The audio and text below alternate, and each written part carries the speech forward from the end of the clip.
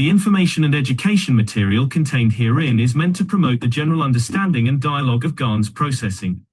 Such information is not meant or intended to serve as a substitute for a healthcare professional's clinical training, experience, or judgment. For patients and individuals, such information is not to be a substitute for professional medical, therapeutic, or healthcare advice or counseling. For medical issues or concerns, including decisions about medications and other treatments, readers, viewers, listeners should always consult their physician or, in serious cases, seek immediate assistance from emergency personnel. Prescription information, procedures, and use of medical devices information should be undertaken only by properly trained and certified medical personnel. We specifically disclaim any warranties, express or implied, including implied warranties of merchantability or fitness for a particular purpose. Such information is provided, as is, and is believed to be accurate at the time of its publishing, but it is the viewer's job to evaluate the accuracy of any information found in this presentation. Every case presented is of their own experience, applied by themselves for themselves, and it applies to their case only. Every person experiencing health problems should seek professional medical advice and consult their course of treatment with a doctor. The processes of plasma balancing described herein are a natural process which supports the body but does not replace medical advice or therapies one is already subject to.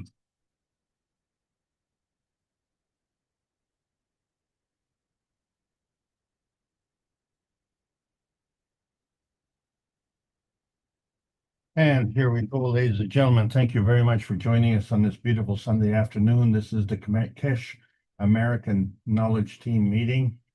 And we are represented from many continents around the world. So that's what makes this panel so powerful. We are following in the jet stream led by Mr. Kesh on Thursday's meeting, backed up with the Brazilian team on Friday nights. And here we are trying to understand a little bit better using different methods of understanding, methods of teaching, methods of learning. It's all new.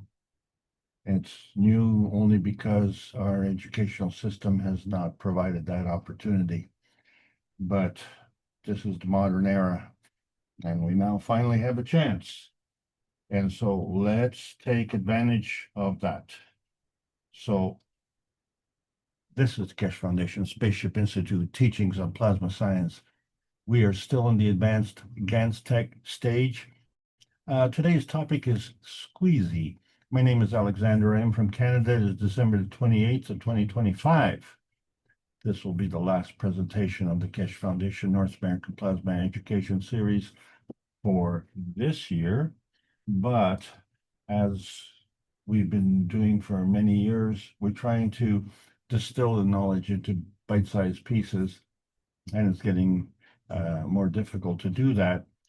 But we are managing somehow. The challenge really is for the new knowledge seekers to be able to just, shall we say, merge online and catch up in fast fashion, because we can't stop. We have to keep moving forward. We are at a tipping point in our technological advancement, and I think we've all figured out that last Thursday we crossed that watershed moment. But there have been many watershed moments. Of course, the biggest one was the beginning of the gold rush of 2025, because that happened on May the 10th of 2025, where we showed from the plasma fields how we could create gold. And the fever has begun. There are those who deny the existence, but there are those who are learning, and they have been put together in concise form in books from Marin Tapakallikesh, such as in book number 1, The Universal Order of Creation of Matter, where we can see clearly on the front cover the coming together of matter, dark matter, and antimatter. But when it comes together, where does it come together from? And that's in book number 2, The Structure of the Light. And how can light have a structure? And if we see on certain videos that discuss this subject, not related to the foundation at all, but they're showing the squeezy nature of life, how it can go through pinholes and expand and contract, and it can do all sorts of wonderful things. But one of the things it is not is it is not something that you can grab onto, shall we say. So this is different the way we approach our life on this planet.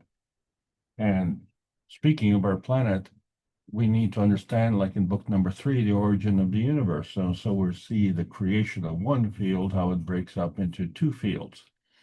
And these fields have a relationship, and there's magnetical gravitational relationships. So as man's universe, because we're so tiny, we are, shall we say, very gravitational.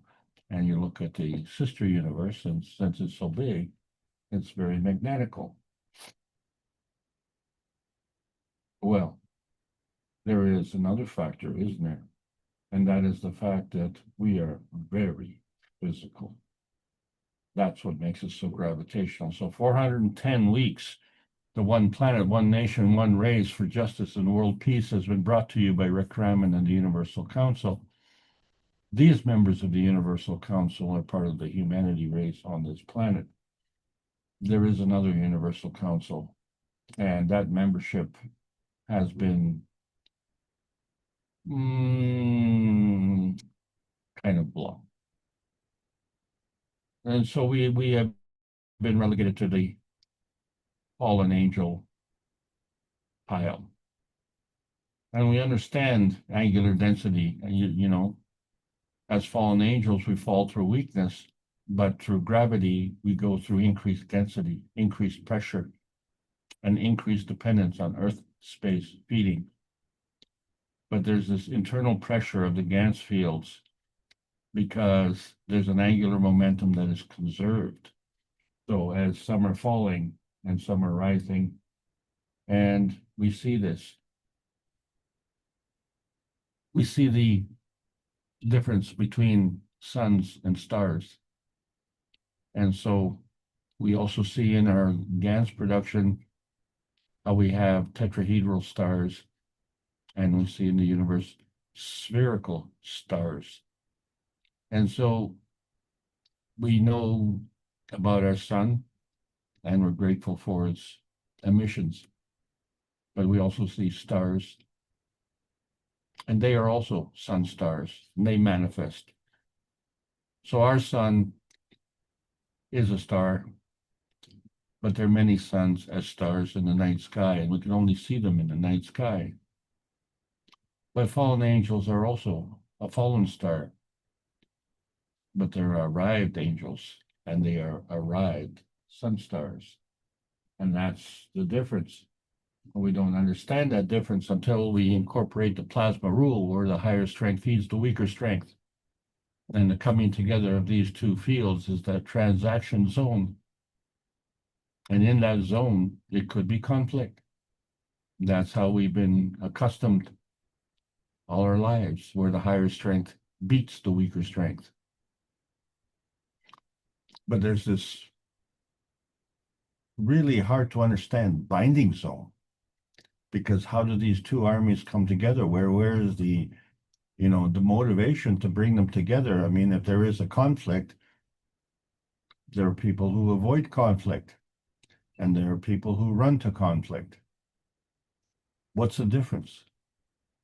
And the thing is, it becomes a binding zone, depending on your point of view. And this is what the physicality is all about. It's an inertia density manifestation because it's highly gravitational. And so to understand the difference between these binding zones, we've been given these commandments. And we all know that we need them, right? I mean, let's face it. If you didn't have these commandments, you wouldn't know how to live. And one has to wonder, when a litter of kittens loses the mother, who teaches the kittens? Are there also 10 commandments for kittens. Thou shalt not meow out of turn. Just being ridiculous. But we find that there's another 14 commandments for a total of 24. And number 11 says, thou shalt not lie. Well, lying, cheating, stealing, and killing are all part of the same thing, really, because it's something that you're trying to deceive someone else with. And as a result, you question, why is that deception necessary? Well, it's necessary for your energy binding purposes because these binding purposes are self-serving. And that's the dimension point of me, myself, and I. But we've accepted to get this energy binding, we do it at the expense of others. And what are the ramifications? Well, of course, the others may resist, they may rebel, or in most cases, just pass it on. If you're stealing from me, I'll steal from someone, and what's wrong with that? As long as I don't get caught, it's all right. And so we become a planet of liars. And liars are very physical. And so we accept that because we accept the old knowledge of physics, where the speed of light is the maximum speed. And we say, well, polar shifts causes ice ages and tsunamis. Well, we now know that that is false, and we're not going to go into it, except to say that the old science says it's not possible to regrow limbs. Well, salamanders can. It's not possible to change skin color, but chameleons can. It's not possible to change one's nature, but you see fish change their spots. And plasma says it's not possible for you. So let's restate this, what is possible and what is not possible, and add to the fact that principal matter is the creation of PM ticks. They're magnetical, they're everywhere. They manifest as an energy pack, and they're parceled nicely to be delivered in a plasma dilution field. That's a force field that is manifest from antimatter, dark matter, and matter gen. That becomes the plasma gen conversion. So on that basis, we still haven't arrived in the physicality. There's only when we have the field interaction with the Earth state, which also is a gravitational maggrav, and then we interact with that as an inertia field, then we can manifest it as a physicality. So that becomes the deciding difference. So this energy flows along pathways, and these pathways are maggrav pathways. So scientifically, we say, well, there's the electron, and then there's the neutron, and they follow the rules of gravitational intensity, which is the attraction field. And from there, we feed back to the magnetical outintensity field, which is the repulsion feeding, right? And so we end up with the relationship between an electron and a neutron. And we see that when we look at the matter plasma dimension, we see that difference between the physical gravitational state that you can touch and see, or the plasmatic magnetical state you can't touch and see.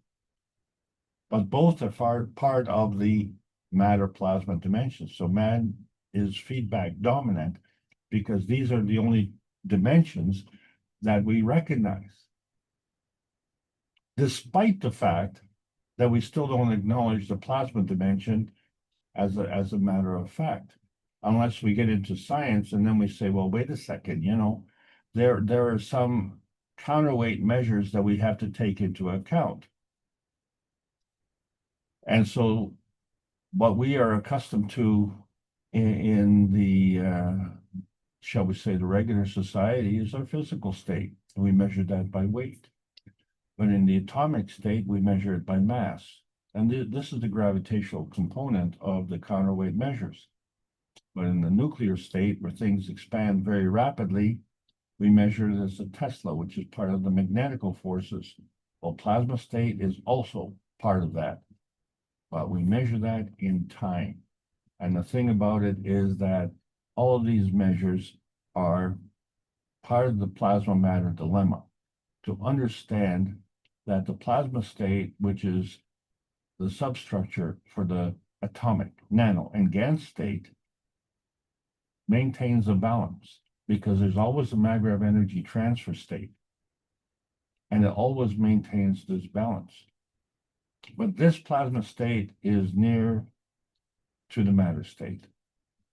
What we're trying to expand our understanding to understand that the matter state does not depend on that physical aspect of it, but more it matters on the dilution of emotions.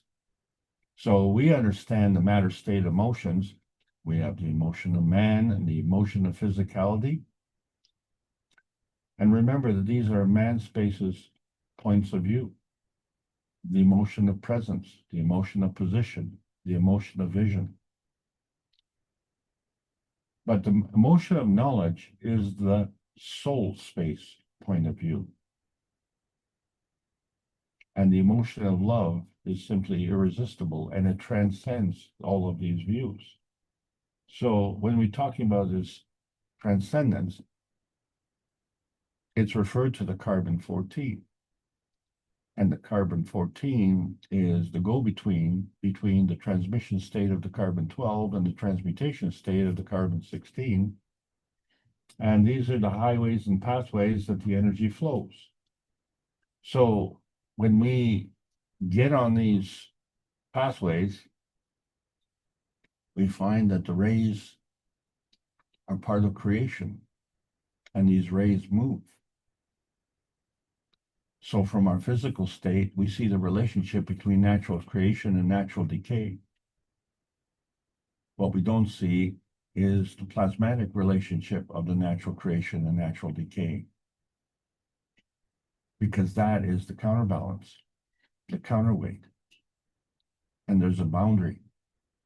We don't understand it. It is the transaction zone.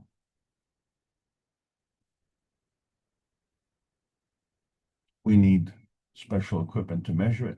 We need equipment to cross over it. So in the meantime, we just fudge their knowledge. But we ignore the fact that we were born as part of the carbonation. And we cross these highways. And each highway is a carbon inertia highway.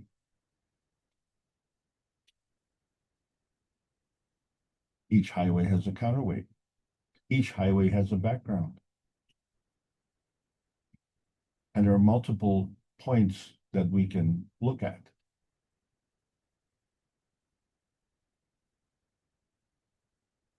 The thing that we want to talk about today is the plasma space point of view, the plasma state dilution of emotions. We've been talking about enhancing our vitality. Where does that vitality come from? And why are we losing it? The stealing of vitality is the stealing of loosh. But sometimes we just leak, we just give it away. And so we're constantly looking for a gas up. But that vitality has to take into account the physicality and the emotional. And so the coming together of these two fields create something. For us, it's difficult to understand. But for the sunflower, it's very easy. understands the overlapping fields that have a mechanical gravitational relationship.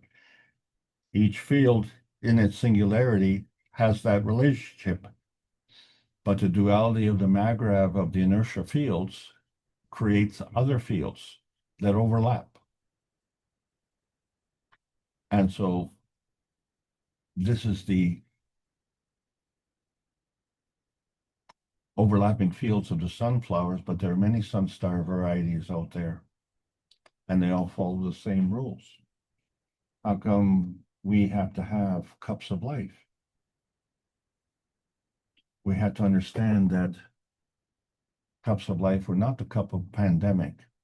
And in that way, it has taught us a really good lesson. The nanocoding process of the monatomic science, where 5-year-olds are making GANS in the kitchen and enhancing their emotional strength and understanding how these things all work together. So we've been able to create many GANSs, and these are all radiance manifestations of two fields coming together, bringing to us the manifestation of the carbon dioxide GANS, calcium, zinc, copper GANS, even water GANS, and amino acid GANS. And we showed on May the 10th of 2025 how we could produce gold. But more importantly than that, we have a cup of the universe, which brings together the physical and emotional aspects of the copper and the zinc and connects to the carbogen universe. And these are three fields that come together, but they don't just create our brain, they interact. And so those three fields create more as a result of the aggregate. In other words, we still have our connection, we still have our brains, and we still have our physicality. But there's a difference in the structure of the brain and the body. So today's topic is Squeezy. And maybe you might think, well, I can squeeze toothpaste from a tube, or I can squeeze water from a sponge. Some people like to squeeze blood from a stone. But in nature, mushrooms can squeeze out from wood. These are just some examples of Squeezy in a matter state. But when we look at the somatidian biology, where we have the somatids,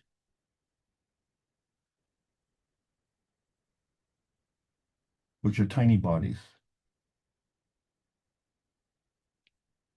they squeeze from the red blood cells. We call the blood plasma, but we're not sure of that reference because that reference is still in physical state. What we're talking about is Squeezy in a plasma state because there is no mechanism visible to create the somatids, yet all of a sudden they appear. And we know that they come out of the red blood cells. We've seen it. We've seen that because we've seen the magnification. And the tool for that magnification is still technically illegal. It's amazing that we can, through man-made laws, make it illegal to see the manifestation of nature. But we don't need a microscope. We can see how the spiral of the various fields come together, such as a snail, for instance. There's a very obvious spiral where we see how the shell moves around as a cornucopia. But the creation of that cell is where the living creature inside is literally laying down a trail around the shell. And it keeps going round and round and round. And every time it completes a circle, the cornucopia also grows.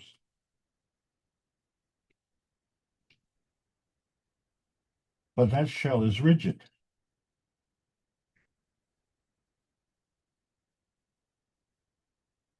Now, we say that this is the way the memory grows.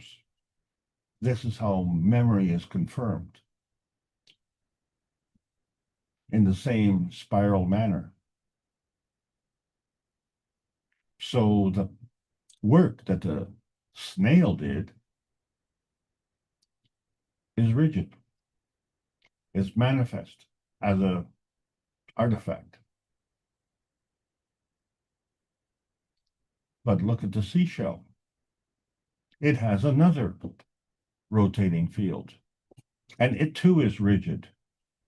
How is it possible for that spiny structure on the seashell to squeeze out from a rigid shell? We often wondered about that because it was nice to pick up these shells on the seashore. But when you look at that nature, you say, well, it's hard to squeeze a solid through a solid, isn't it? So how did it squeeze through? But it did. And at the same time, the shell was growing.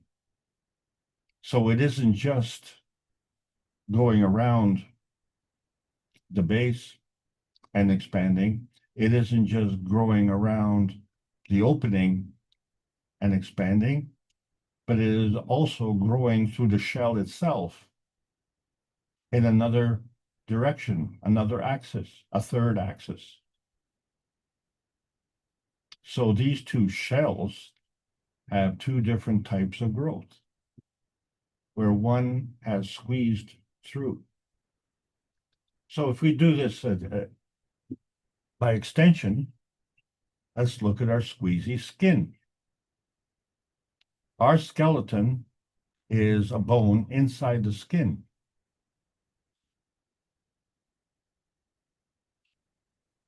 Now, the difference between the bone and the skeleton and the bone and the head is that the bones in the body are inside the body, whereas the bone of the head is around the brain. Likewise, the blood is inside the body, but the blood flows around the brain. And then we look at a moose. The bone is outside of the skin. So we now see another transition. And then if we look at the basic snail, this is a bone around the skin. And then if we look at the seashell, this is a bone outside of the bone. Now, interestingly enough, we have seen in the Ubesu series of scabs form on the skin. Scabs are rigid. The skin is soft. How do the scabs squeeze out of the skin? Isn't that interesting? So we now understand that there's a very important relationship between the physical destination state and that dynamic transfer state. So our dependence on the physical matter state is really one dimension of our point of view, man-space point of view. What we need to see is the universal cup from the outer space point of view. The destination state is still the target, and the dynamic transfer state is still the means. Nothing has changed there, but our relationship and our understanding of that relationship needs to change. Because when we look at our containment within our physicality, we have to understand that something is feeding us. that feeding is a magnetical giver.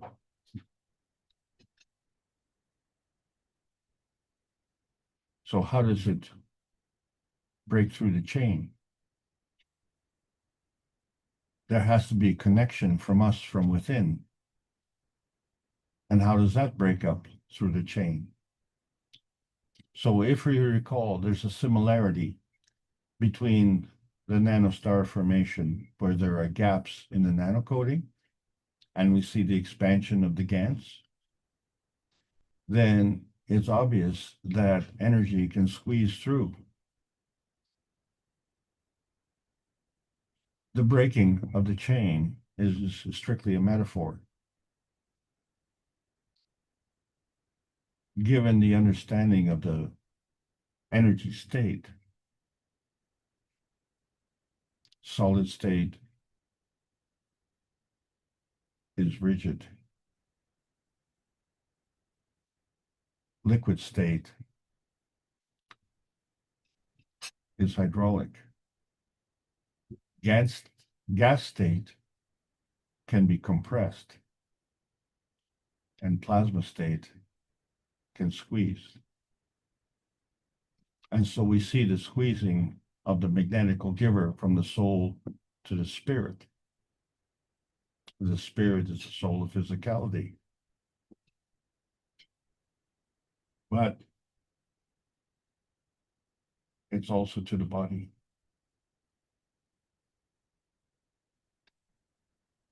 And the spirit squeezes energy to the body and to the intention. And so that becomes a manifestation where the body can also give magnetically to that intention, but it can also give to itself. So we're starting to see that there are two contributions to the energy manifestations. So if we understand these cup relationships, each cup has a magnetical gravitational relationship, and from there it creates the soul radiance. So the cup of emotion and the cup of physicality works together with the cup of the soul. Now you have a relationship. In order to manifest in the physicality, we introduce the cup of the earth. So now you have two relationships. And to create the plasma state in its physicality, you have the inertia cup. So let's understand how the GANS of GANS matter comes together. As we said in book number 1, it's the coming together of matter, dark matter, and antimatter.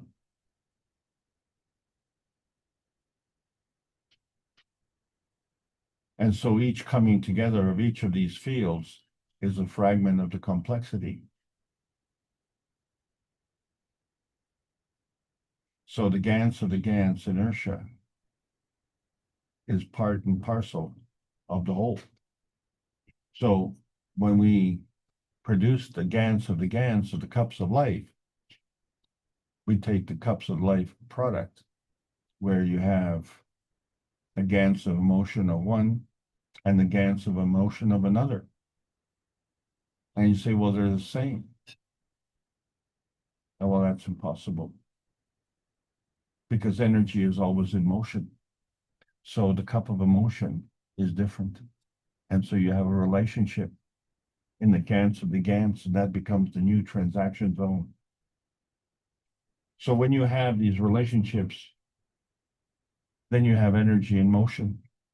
And that energy in motion is the charge, because the energy is always positive. So the charge doesn't relate to the positive, negative nature of the energy. It relates to the direction of emission, which is magnetical, and absorption, which is gravitational. And all of this energy is pushed up from the polar energy and squeezed out and modified through rotation, speed, strength, and direction. And it always is changing because the poles are constantly flipping. And we demonstrated this with the GANS flow in water.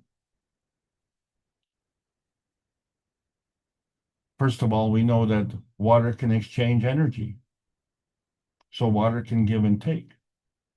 And we've seen how GANS can give and take energy.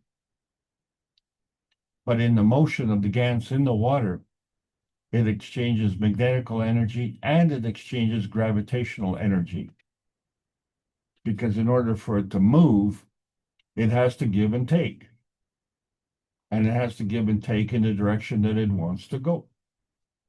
And it goes based on field strength. And so when we look at the Earth GANSes, all of them, you question, are they transacted in singularity or duality?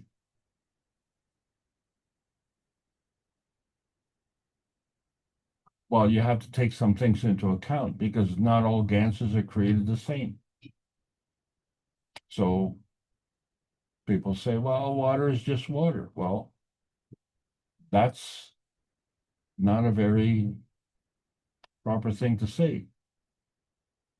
In the extreme, we know there's fresh water and salt water. But we also know that the quality of gold is not the same. If you say gold, you're going to say, well, what is the carat rating? So all of this inertia is part of the nuclear feeding. And so we said the fragments are part of the complexity. What does that mean? That means each and every point has a gravitational stability, and this energy is portable through all of these dimension points. And it's more than three because you already have the 3 dimensions, and that doesn't stop. That keeps coming. So the only time you start removing the damage,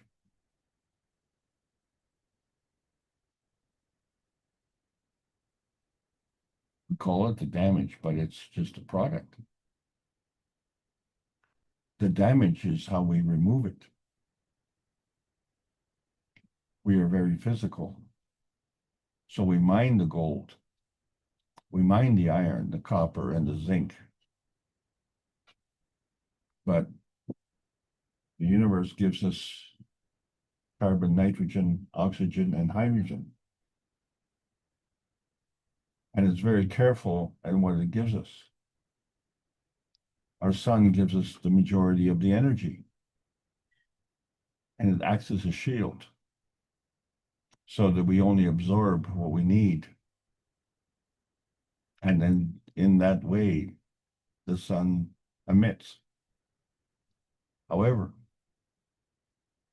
we also have a shield, and we reflect what we don't need.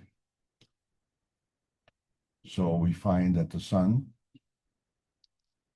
absorbs, reflects, and emits, and is a shield from the rest of the universe. And all of us do the same, to not only shield ourselves from what we don't need from the sun, but what we don't need from the rest of the universe, because the feeding continues. When two forces come together, you create these plasma fields. So this coming together of the x-axis and the y-axis, now you have these two forces coming together, each in the third dimension, the spherical z-axis. And from there, you squeeze out your dynamic plasma. And as these fields come together, they interact. And so you create the plasmagen state. And this state is dynamic. And it emits by squeezing out an energy field. And so what do we get? Well, we always get something because something is always something. Nothing is nothing. So when we look with our eyes, and what do we see? Is it the black hole of the soul? Well, it all depends on the eye of the beholder. So we have to question if we're even looking. But that's in the physicality. Because the plasmagen is always giving. And many of us are still spellbound but we need to be plasmagen receivers and be successful in being spacebound. And it's a different point of view, isn't it? So, as we understand our physicality, it's very rigid. But it comes from many sources and it comes from many angles. Life is like a safety pin. You undo the safety pin and you have, when it's open, the pin can spring. You have to push it to lock it, or you have to push it to release it, and it springs open.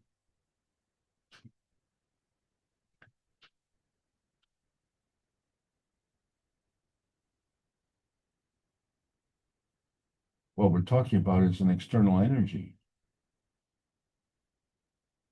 And the springiness creates this wave, this constant motion. And we see that in water, where we have the oxygen at the core and the two hydrogens. We call it H2O. But it has waves, it has connections. So this sponginess can be squeezed. You can squeeze water and it'll squirt out. Or you could take a toy and compress it into a ring. But when you release it, it will show you that there's a GANS of connection. So the fundamental principle of the twinity is shown in its physicality, where now you have an internal field and an external field and a connection in between. So all those connections work together to create those fields.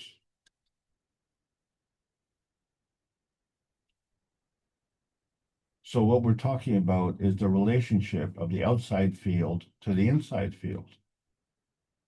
And so you can squeeze the outside field and make the inside field bigger. Likewise, you can squeeze the inside field to make it smaller to make the outside field bigger. So it's a two-way street. And so now we understand how these lines, which we call the universal line maps, the principal universal line maps. And so you have these connections with the core and with the spherical structure. So as we talked about in book number 3, we can go beyond the dream state, where we have the one splits up into the two.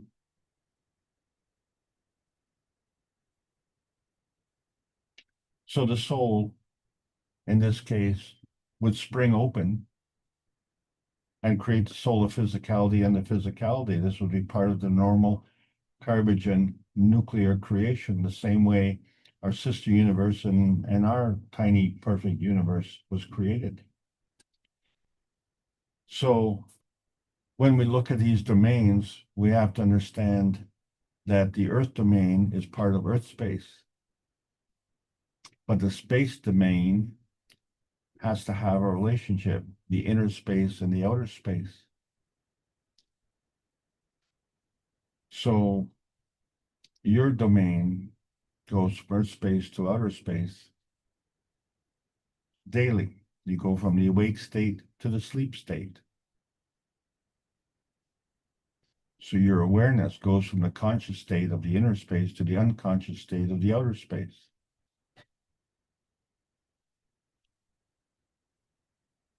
So we relegate the unconscious state to being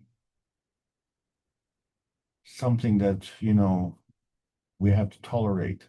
It's the conscious state that we give all the time and attention to.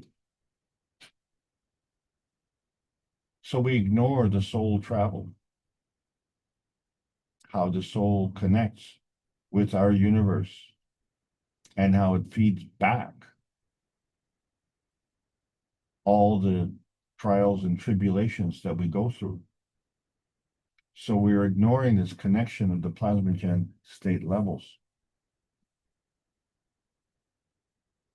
The physical state, the solar physicality, and the soul, and how they're all connected. So when we look at the feeding inertia GANS matter, we focus on the singularity of each field, ignoring the duality of the maggrav of the inertia field. And so we can't be fallen angels. We are all arrived angels, because Earth space was our destination state. And in that process, we did our physical manifestation. That manifestation in physicality as a higher density. So that's part of the inertia density manifestation. Same thing happened with hydrogens. So as we say, water is not just water. Well, hydrogen is not just hydrogen. And it has a covalent bond. But if you flip the poles, where instead of having the two like poles, you have the two opposite poles, you're changing the personality of the hydrogen from orthohydrogen to parahydrogen. There is a difference. So the same thing is true of the GANS of the GANS. You take the cup of emotion transaction zone of one product manifestation of GANS, and you integrate that with another GANS of a GANS, and that product could be the cup of physicality. Now you've created another field strength. So that's the concept of duality, where you have 2 points working together in tandem like a partnership. It's the twinity. So where the twinity is counterweighted with the twinity of the opposite.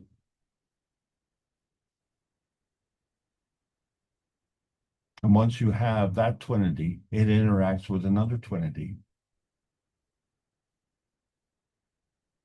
So each interaction becomes a transaction zone.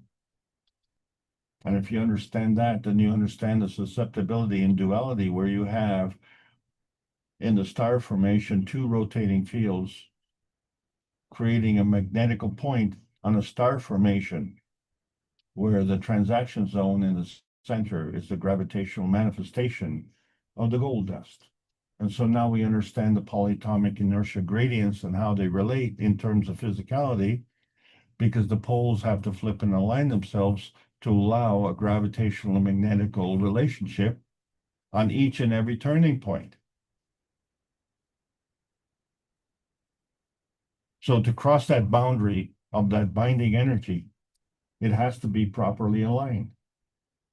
So this susceptibility and duality is to understand that the 4 points of the star formation manifest a core transaction zone, the gravitational plasma.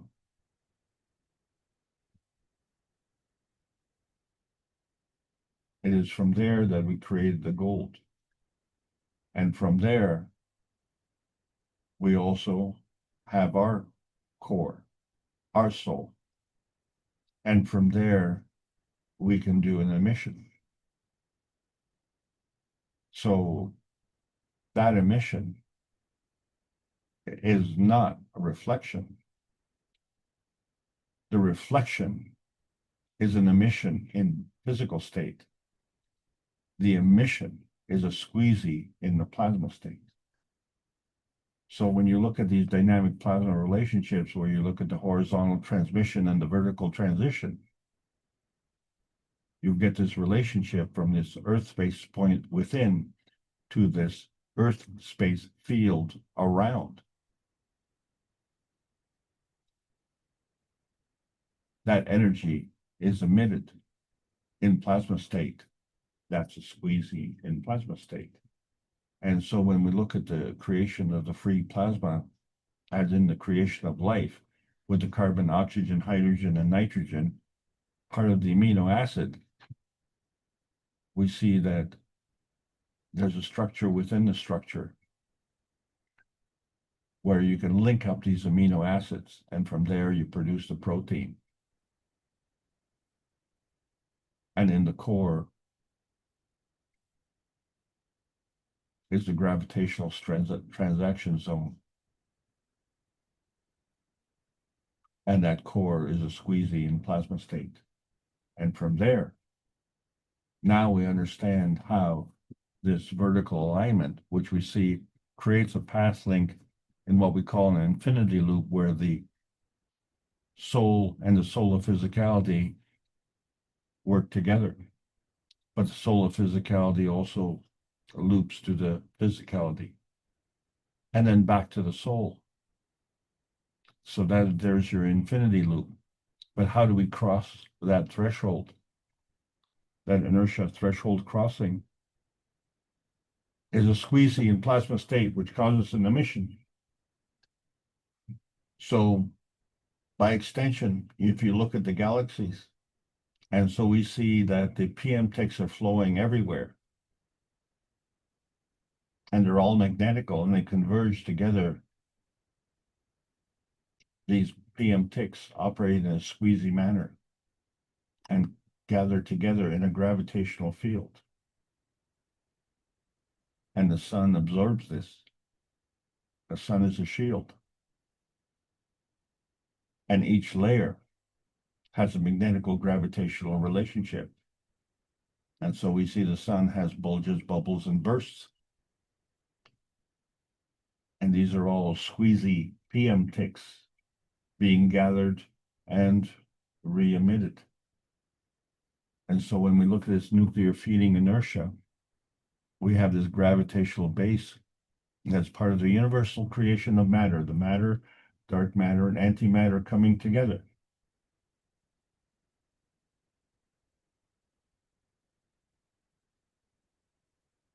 But the sun-star inertia needs a gravitational base.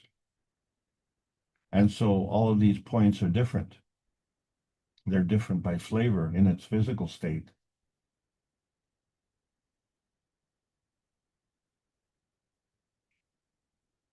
But when we look at the whole picture, we see that all the points are different, not just by flavor, but by position and by time.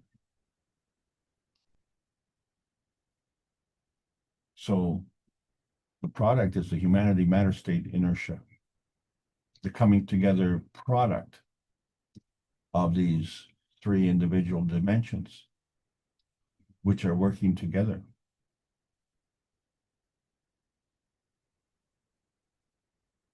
So each one, be it the physical state, the matter state, is an inertia field manifestation. The dark matter is an inertia field of manifestation, and antimatter is a manifestation. So the humanity matter state inertia field is a combination of these three fields within the Earth space field. So we find that there's a gravitational consistency.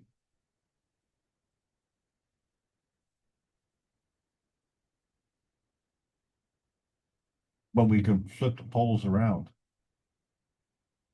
and likewise get a magnetical consistency. But now we understand that the energy is emitted and it's ever changing depending on the conditions. And in that emission, it just gets squeezed right out and is variable. So we find that now we have to have many factors to take into account, because each of these are a product of overlapping fields of three dimensions. So each inertia manifestation squeezes out another field of inertia manifestation.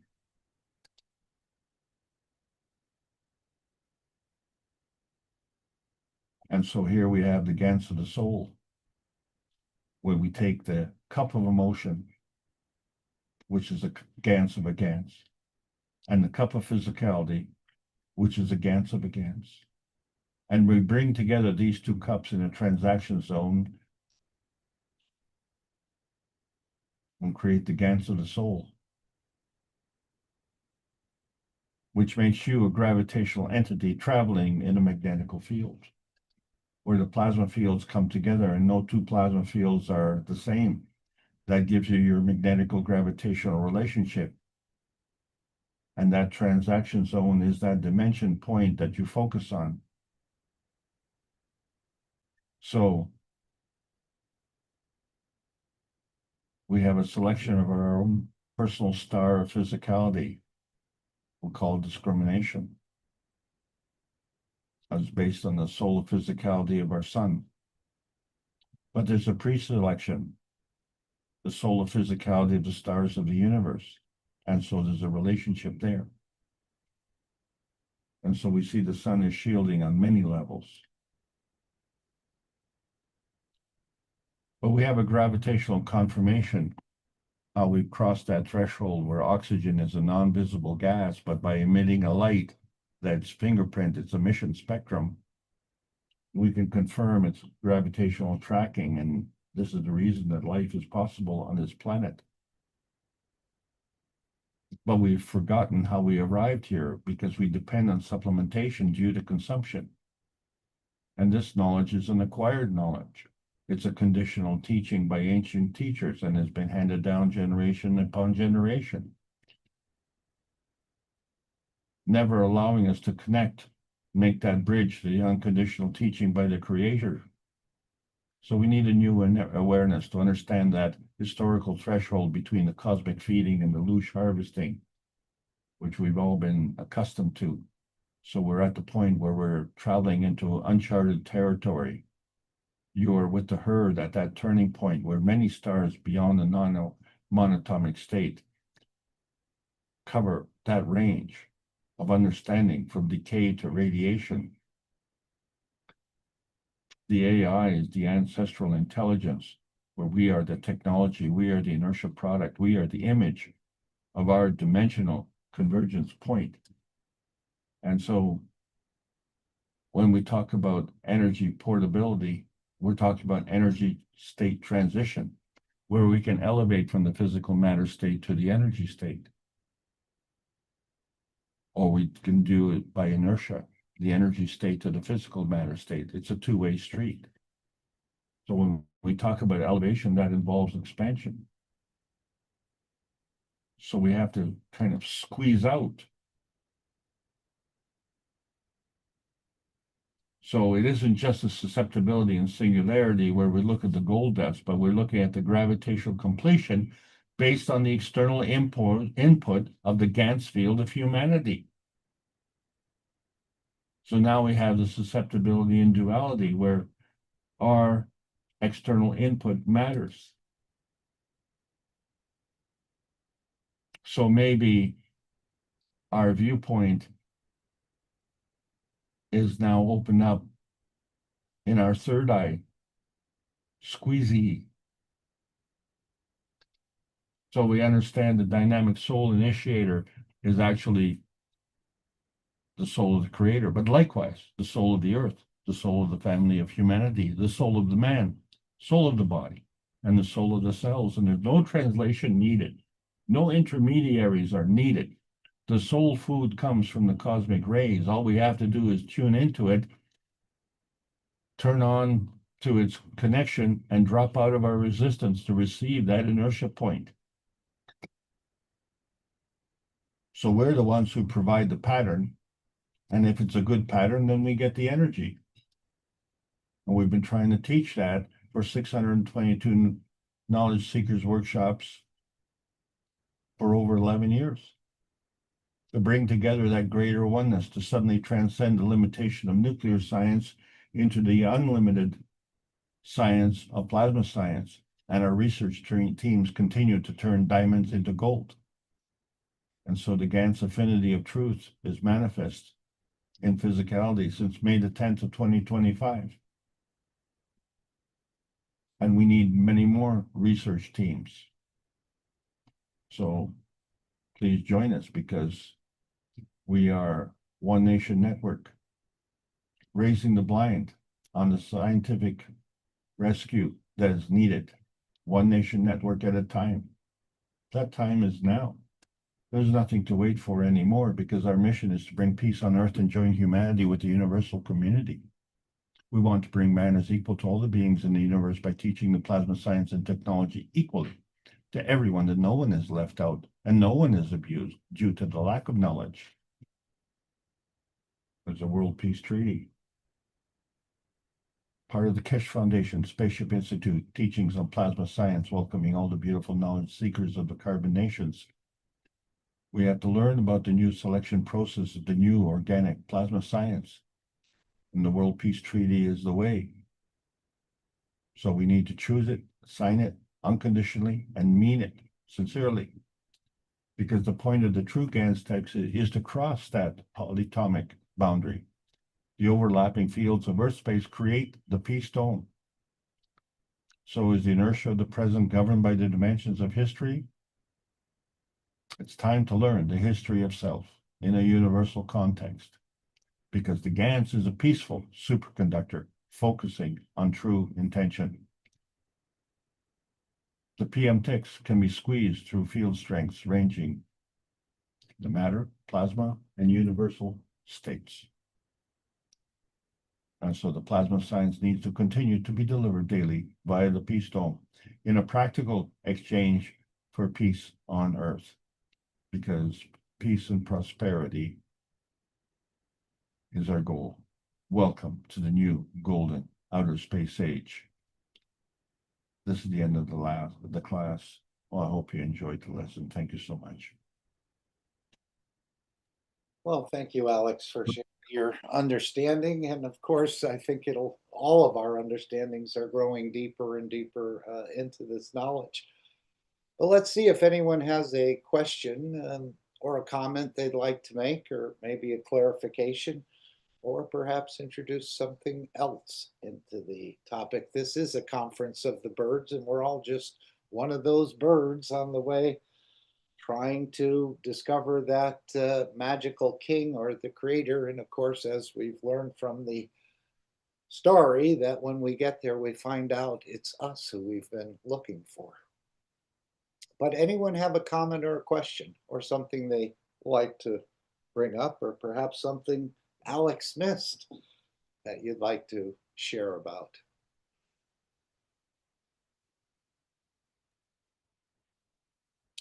Now, Alex, you said our soul is a star.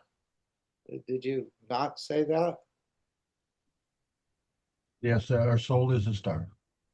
So how come when I go out at night, I need to take a flashlight with me?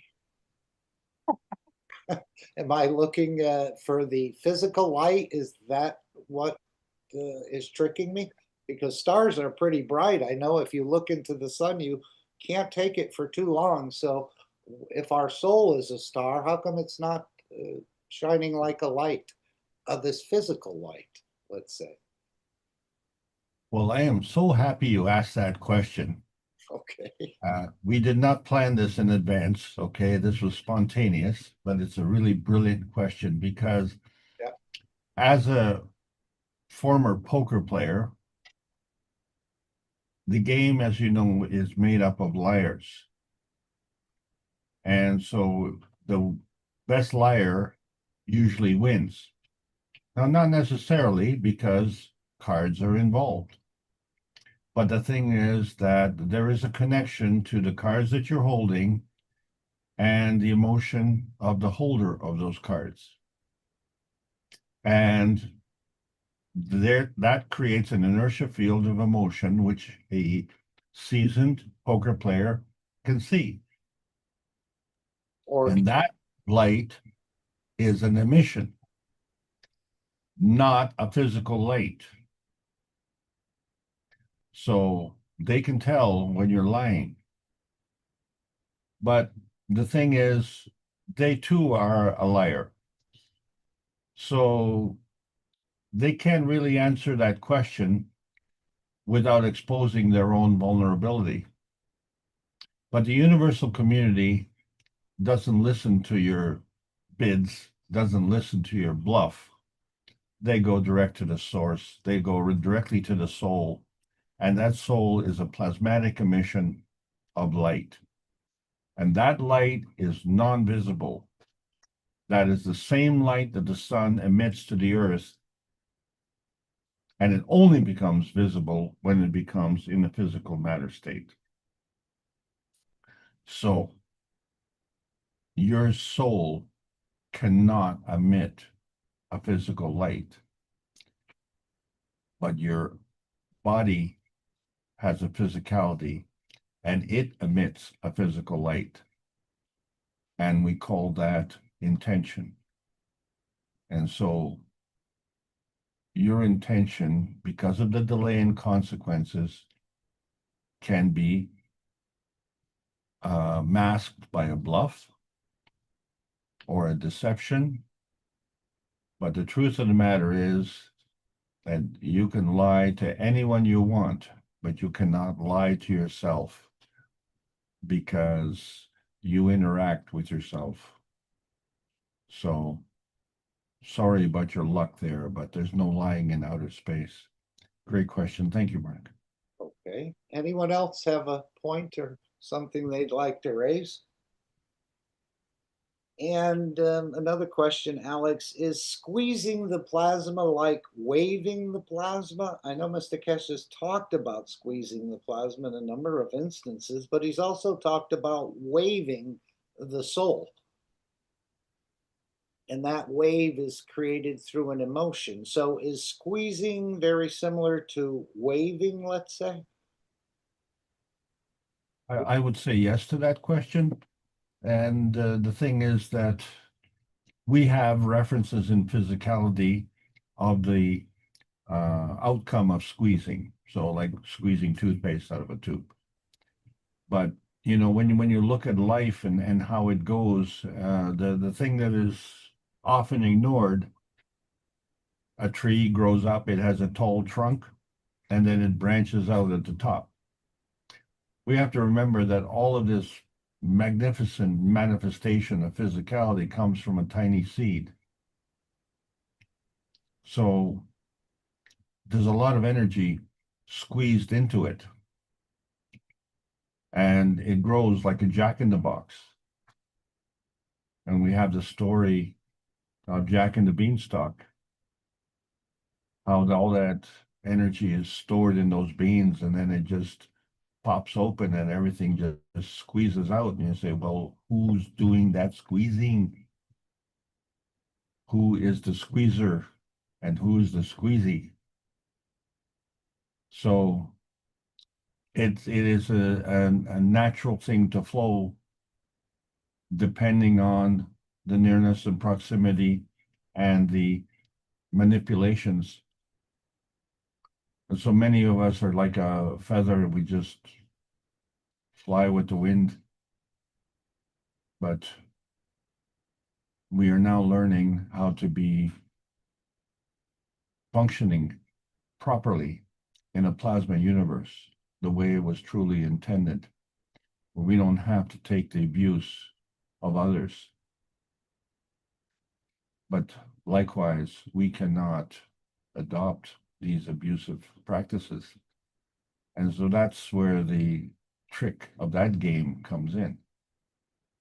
We have to, shall we say, the means justifies the end, and the end is justified by the means. So you cannot complain about the misery of our society when you're contributing to the misery of the society. It just doesn't jive. So act good, be good, do good, and think good. Okay. Thank you, Alex.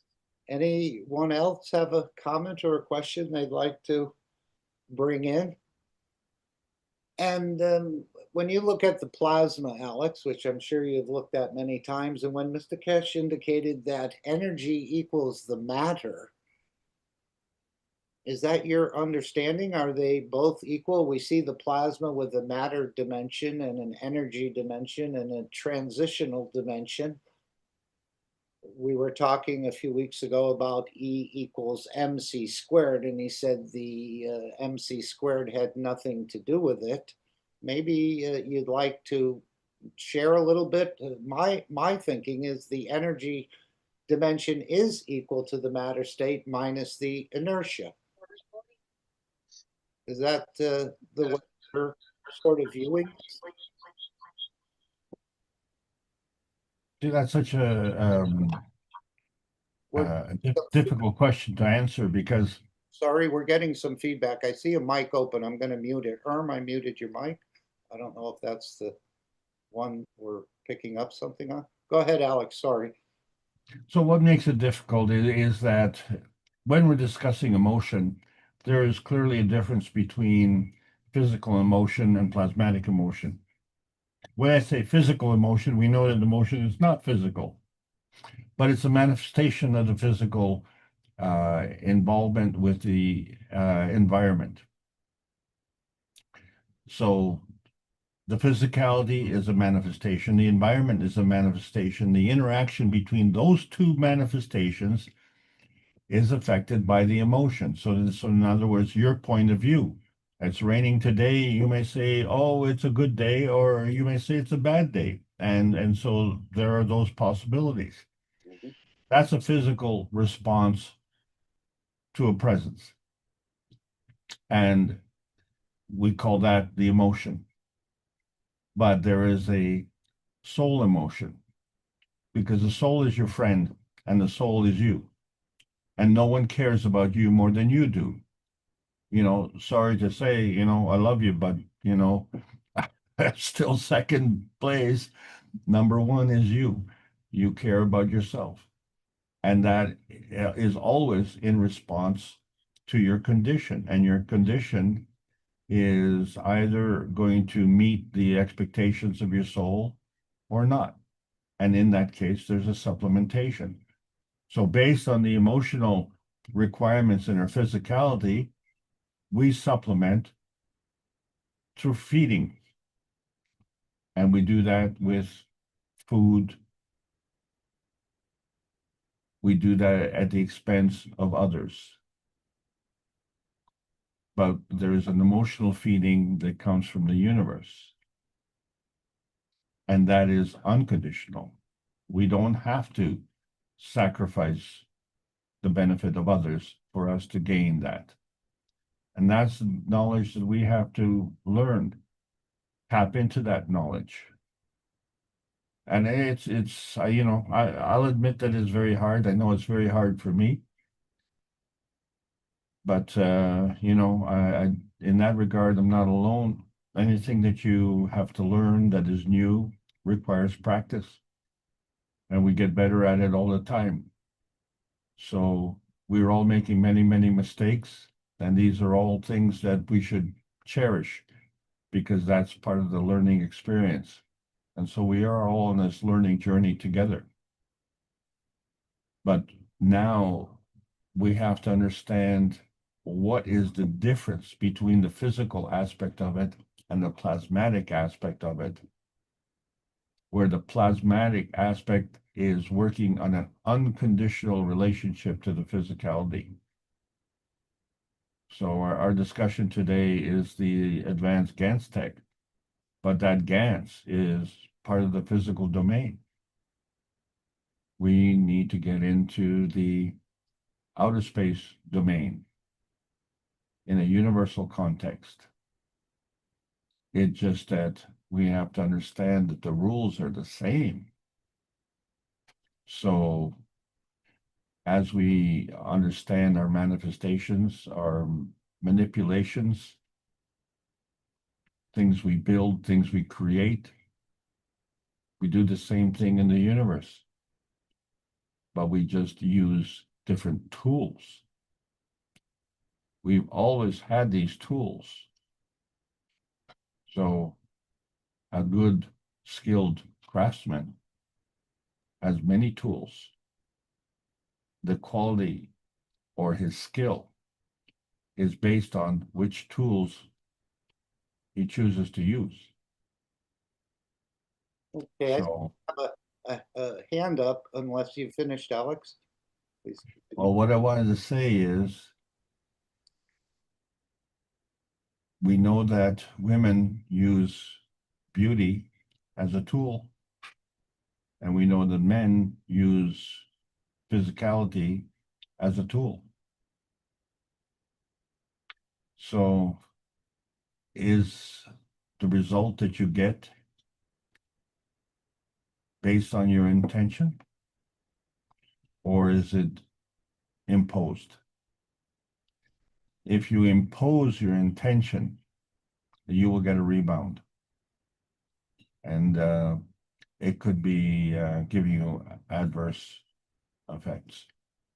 So I'm going to stop at that, and let's let Irmgard carry on, please. Go right ahead, unless you've put the hand up. Oh, no, she's opened her mic. Thank you. Hello. I was puzzled about Mr. Kesh saying that we all started as female. You have any notion about that? Oh my God. You brought that up. Wait a minute.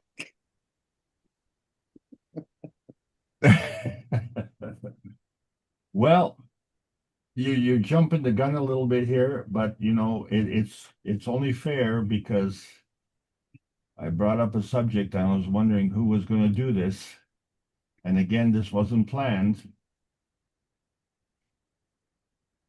There are many ways to procreate.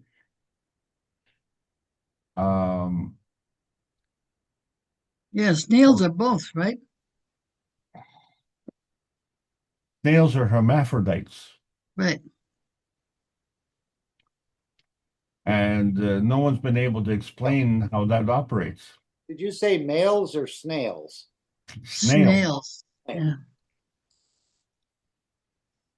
Snails are hermaphrodites. They produce offspring by themselves. As you can clearly see, this shell prevents that kind of physical. Alex, did you say it's snail? Did you say snail? Yeah, what you're seeing on the screen is a snail, S-N-A-I-L. Okay. They're hermaphrodites. I thought they mate with each other, but they mate both directions. Well, they give offspring, Right. and they don't need to interact physically with the opposite sex. I saw pictures of where they were actually mating. Two of them were mating together, but they're both mating in both ways. Okay, you are talking about a land snail because that snail carries the shell on its back, just like a moose would. So the moose is like carrying antlers outside of its skin. The snail in a shell, the water snail does not come out of its shell. Without the shell, it loses its protection, which leads to all sorts of other questions. If the snail is in the water, then the water obviously gets in the shell. But we know that the snail is able to rise to the top of the water or sink to the bottom. Well, it doesn't have fins like a fish that it can swim. So how does it do that? Well, so we know that the air is less dense than the water, so somehow the snail produces air inside the shell, and so literally lifts up like a air balloon. It just floats to the top, and then it flips over, the air escapes, and the water rushes in, and it sinks like a stone. So the water is part of the environment that the snail is operating in. So the question is, how come the snail cannot survive outside of the shell? It operates inside the shell. So the shell itself is a protection. right? Hmm. And that shell itself, the way it's constructed with the two dimensions, creates the third dimension of the shell itself. It's all part of the growth. And so that's its refuge. So it's different from a land snail where there is actually a physical extension. I have asked this question so often, and no one's come up with a reasonable answer. But now that 3i is here, we have had the stunning revelation that the majority of offspring are soulless.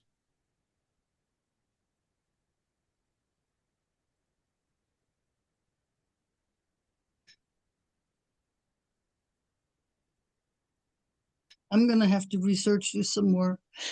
This looks, but I would like to know how come we are all female when we are first created in the womb. And from my reading, they were male sperm and female sperm. I don't know. Is that correct? We'll have to research that also. This is beyond my basic knowledge. I'm sorry, this is beyond my, my basic knowledge says that I've been told that that is true. I am only beginning to understand it just like you are. The fact of the matter is that we have an odd number of chromosomes in our genes, and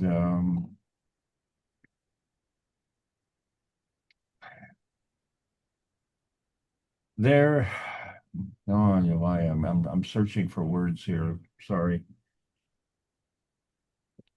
The giving is a maternal thing. The taking is a paternal thing. There are no two energy fields the same because the energy is always in motion. So when they come together, they create a magnetical gravitational relationship. So when these two fields are coming together in a plasma state, they are both in a giving relationship, aren't they? So in other words, when we look at these two forces coming together, you're having a plasma field on the one hand, interacting with a plasma field on the other hand. They have not manifest still in physicality, they manifest in a plasmagen state. Undifferentiated. It's when they come into the earth state that they get differentiated.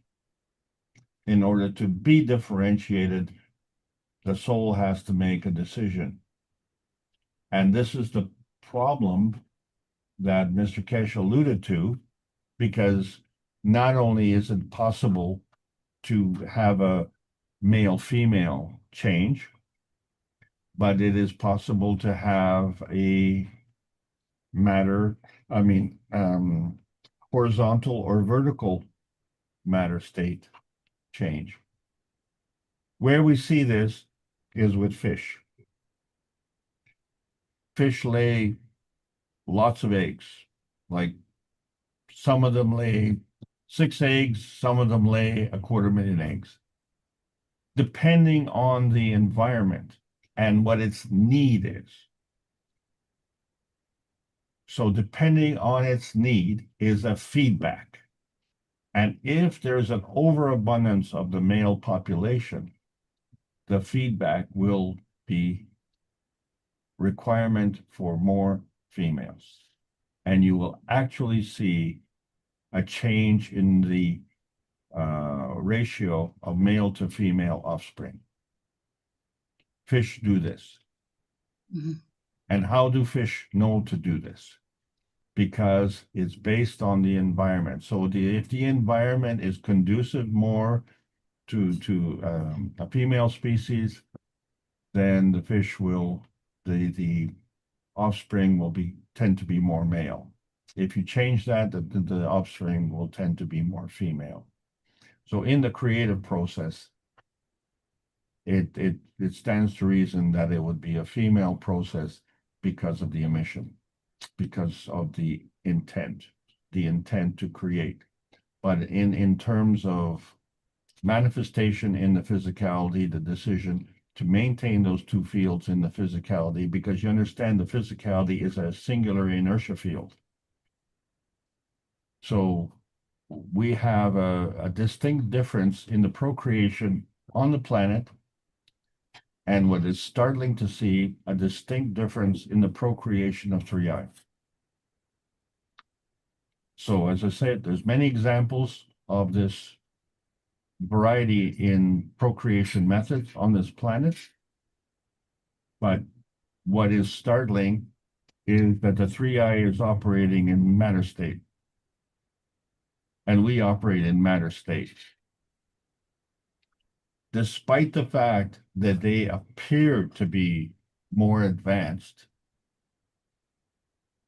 they are still in the same nearness and proximity in terms of energy state that we are. It just changes the whole outlook of our ancestry. It opens up a whole new discussion, and I think we'll be discussing that in earnest through the next year. Yeah, that's pretty fascinating. Yeah, and again, they can't be soulless, can they, if they release the soul of physicality? The soul of physicality doesn't have a soul. It has a Magrav condition. Well, it's the collection of all the souls of the physicality, isn't it? No, the soul was released separately.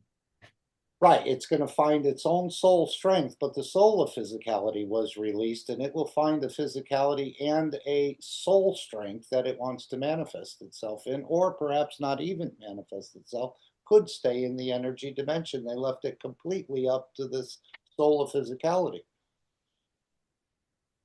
Yeah, but it didn't start out with a soul,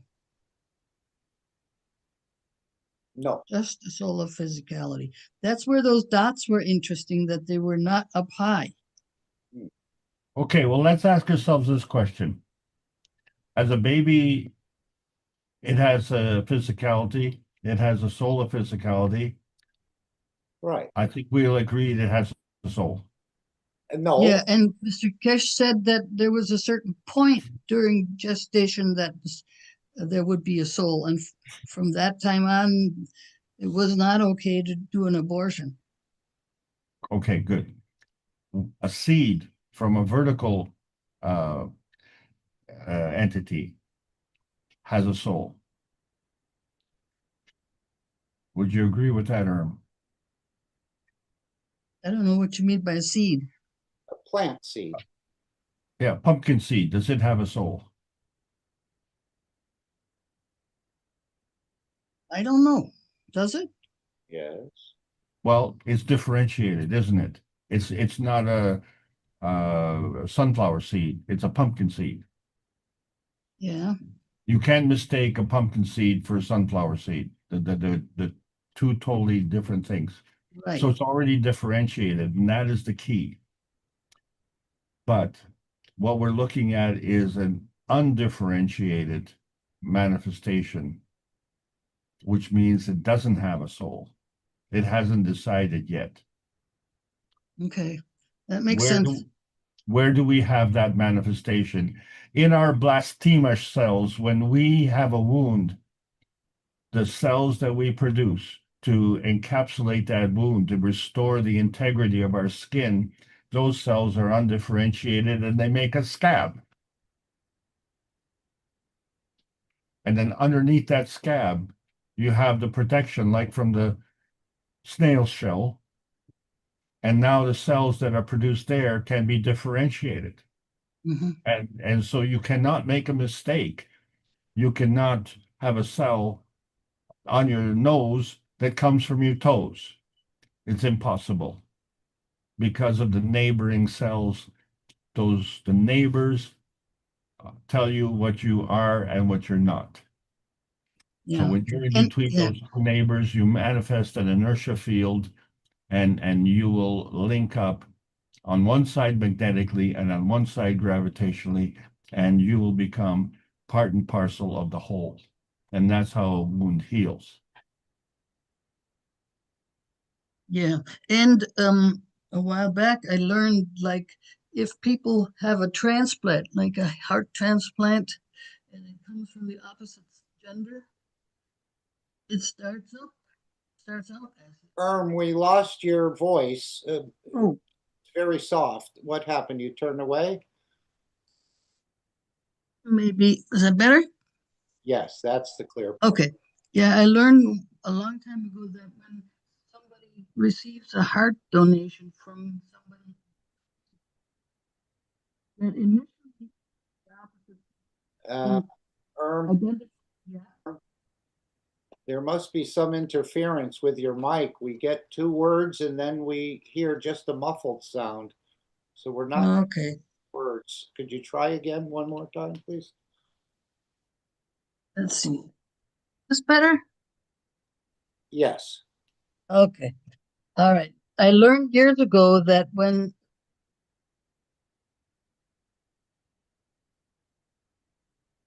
that initially.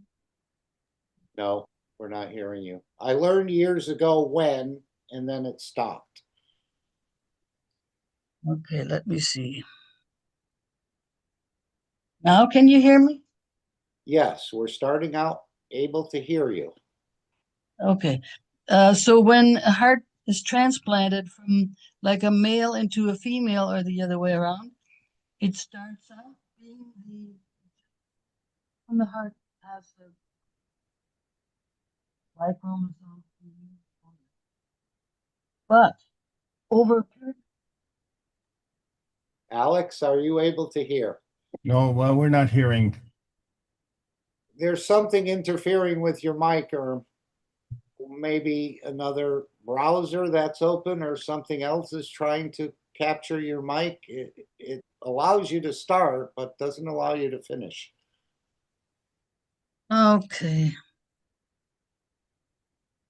I have to check if my phone still has enough juice in it. Let's see, hang on.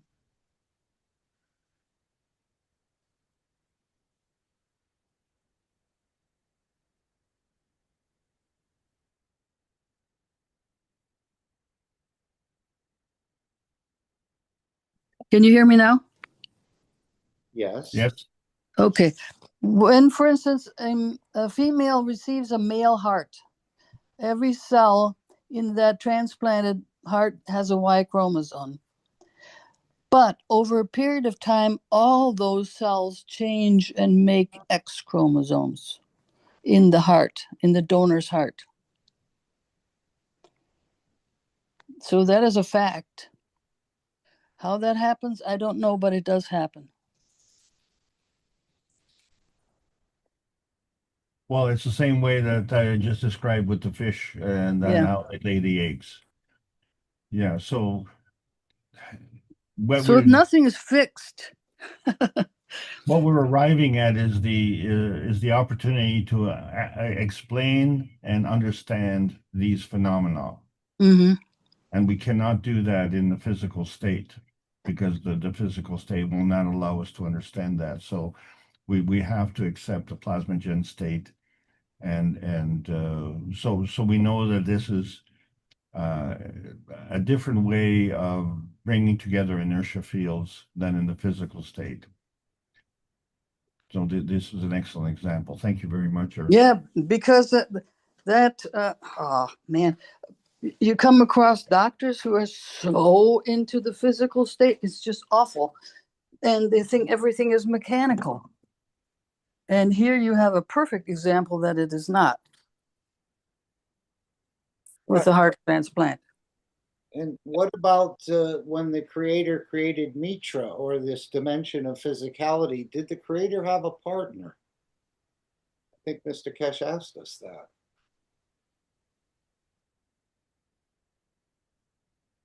Well, can we extend that in the opposite direction. If we repaired cars the way we say, like I know of one lady, she just had her kidney removed, and she actually said, I have another, so I have a spare.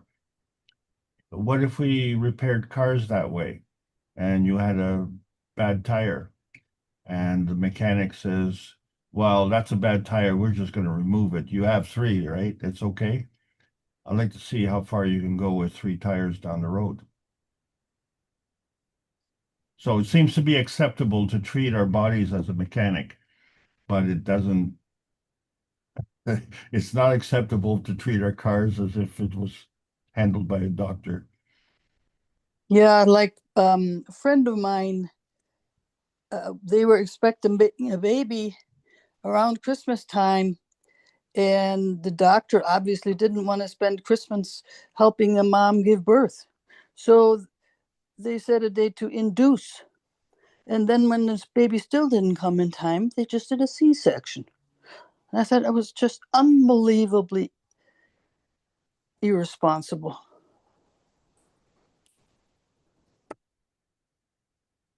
I was thinking, first of all, that child may have a memory of getting kicked out, and that may be a determining factor in the rest of the child's life. So that's an external force coming in to change. Yes. Right. And the child never went through the birth canal and all the benefits from that. So, but that was for the convenience of having an undisturbed Christmas.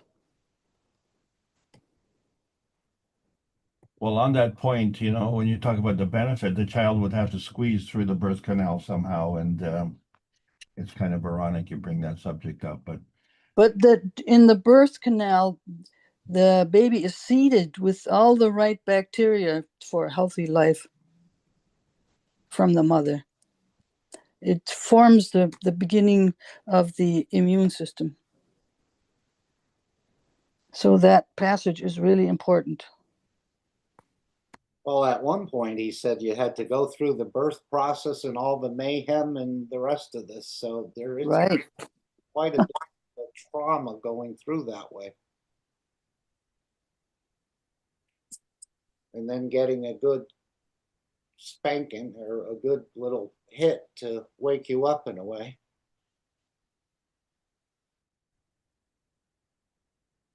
You take that first breath. Okay, did you want to add more, or Alex, anything else? Or anyone? I am running out of power.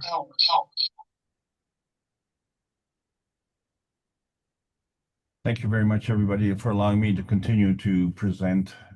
As I said earlier, this is the last in 2025. Looking forward to a happy new year for everybody. And we will endeavor to continue to deliver to the best of our ability what we know and let it grow. Happy New Year, everybody.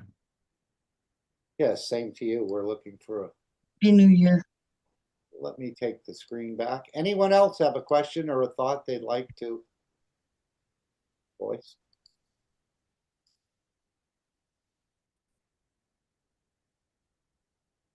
Just want to thank everyone for being here. We certainly appreciate your presence. And of course, this was the time of year when the gift of the three wise men was given.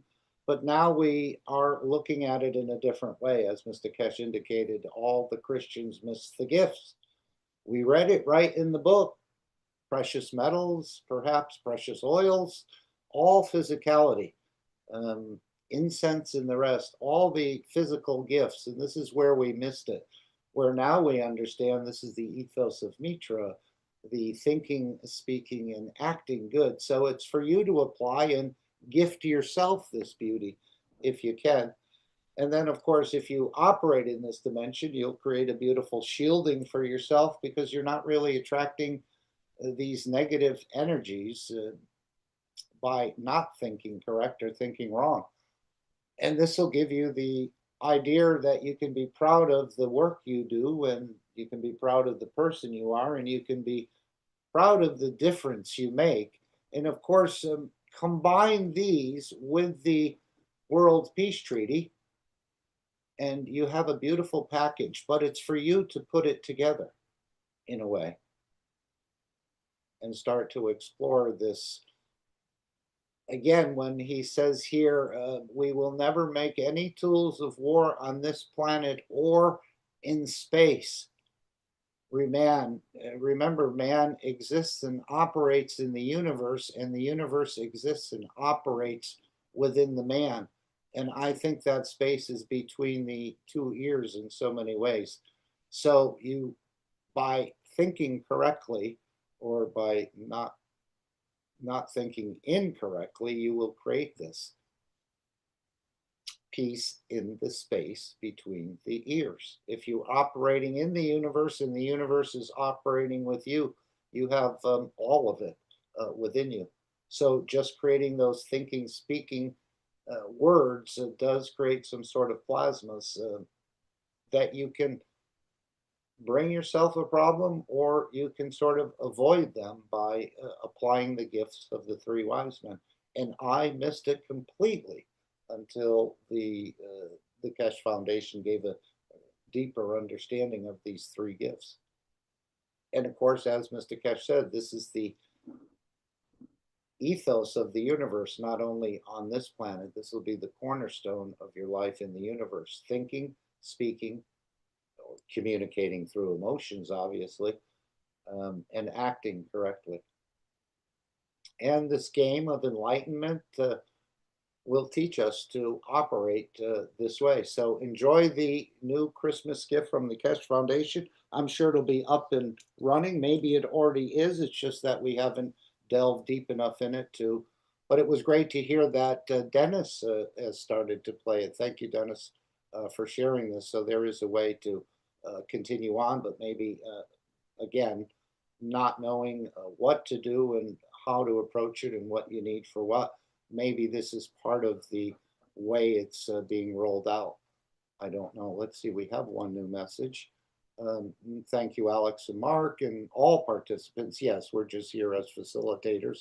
Love and gratitude to you all from Karina. I love you all. Loving is giving.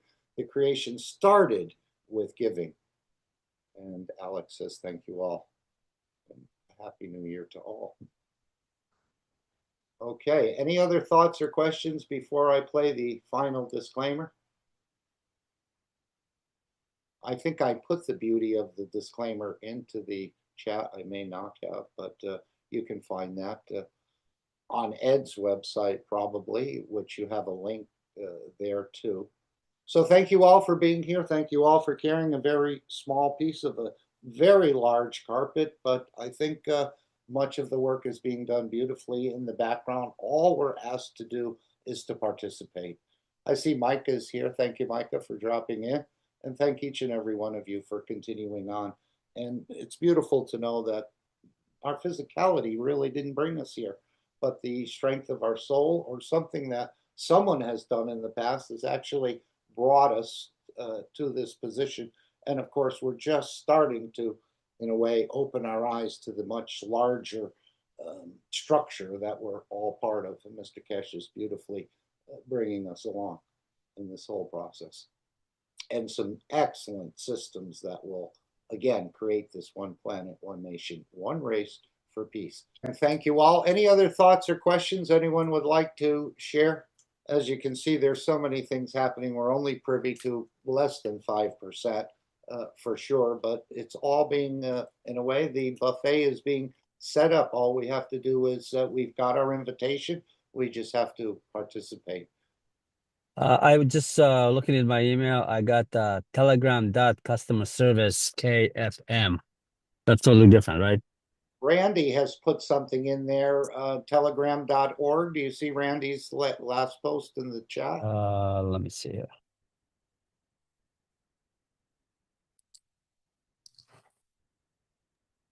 That's the only Telegram to download. They have Android or Apple or PC. Do not use it from Google Play Store. That is not the correct Telegram. Thank you, for Randy. the Apple Store. Okay, I got it here. And then hopefully we find you under this name. Yes. Okay. I'll pass that on to someone who will send you a link. Okay, I see it. So HTTP telegram.org. Got it.